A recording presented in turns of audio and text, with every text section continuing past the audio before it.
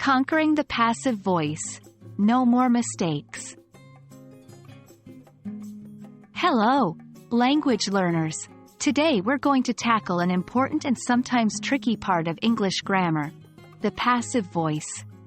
More specifically, we'll be looking at common mistakes in passive voice usage and how to avoid them. Ready? Let's dive in.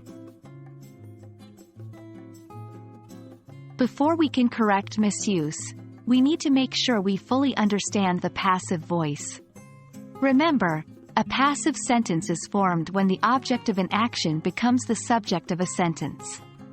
For example, in "the ball was kicked by the boy," the ball is the subject even though it's not doing the kicking. This contrasts with the active voice, "the boy kicked the ball." Important: using the passive voice isn't always a mistake. It's often used for emphasis, to avoid assigning blame, or when the doer of the action is unknown or unimportant. Let's move on to how to spot when you're misusing the passive voice. The first sign is overuse. If every other sentence in your essay or conversation is in the passive voice, that's a red flag. While the passive voice has its place, too much can make your writing seem indirect and your speech overly formal. Second, be aware of unclear or awkward phrasing. Passive voice can sometimes make it harder to understand who did what to whom. For instance, "the cake was eaten by them" is less clear and direct than "they ate the cake."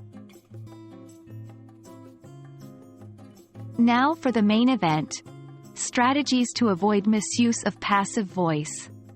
Strategy 1. Regularly review your writing or speech to identify passive constructions.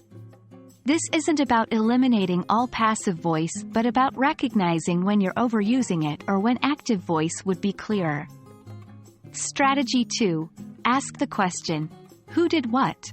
This can help clarify whether an active voice might be more appropriate. Strategy 3.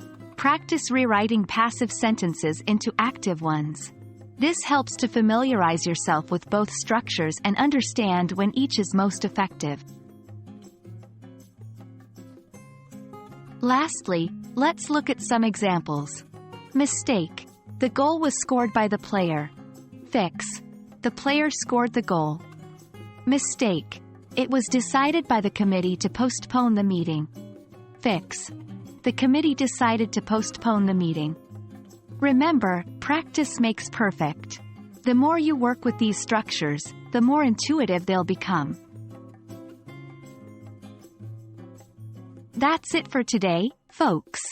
We hope this video gives you the tools to conquer passive voice misuse in your English language journey. Remember, understanding is the first step, but practice is key. Keep learning, keep practicing, and you'll get there. Happy studying!